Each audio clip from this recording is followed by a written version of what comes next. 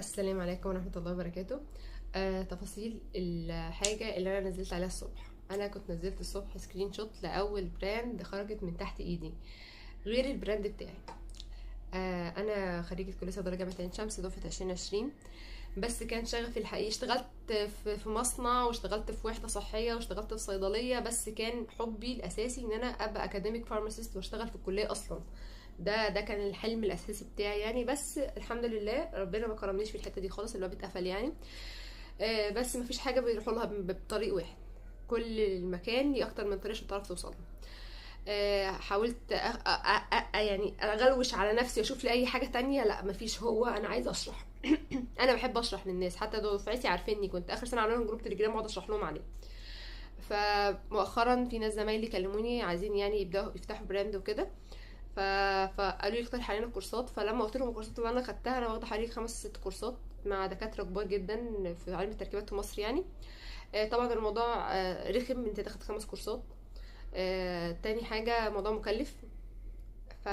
فقلت لهم طب نذاكر سوا يعني. الموضوع مش هيبقى كورس على قد ما هو هيبقى كاننا بنذاكر سوا، انا مجرد بنقل معلومات. انا الحمد لله دلوقتي وصلت لمرحله حلوه جدا في التركيبات، انا راضيه عن نفسي جدا بصراحه، ان انا ما بقتش بعطل.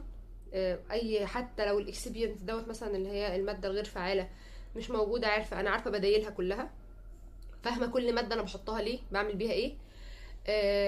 كمان بدات اعمل فورميوليشن من دماغي، يعني انا اللي بصمم التركيبه. فديت حته انا راضيه بيها عن نفسي جدا، فبناء عليه قررت ان انا قادره ان انا افيد غيري.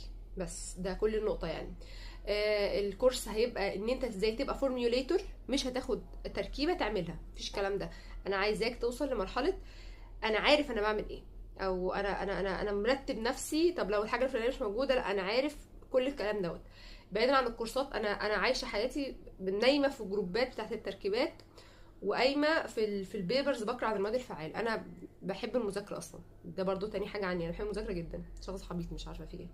المهم يعني، الكورس هيبقى 3 مديول. اول مديول هيبقى هاو تو بي فورميوليتور، هتفهم التركيبات، هتعرف القانون بتاعنا، احنا من حقنا نمارس تركيبات كصيادله، على فكره ده قانون مزاوله المهنه بتاعنا.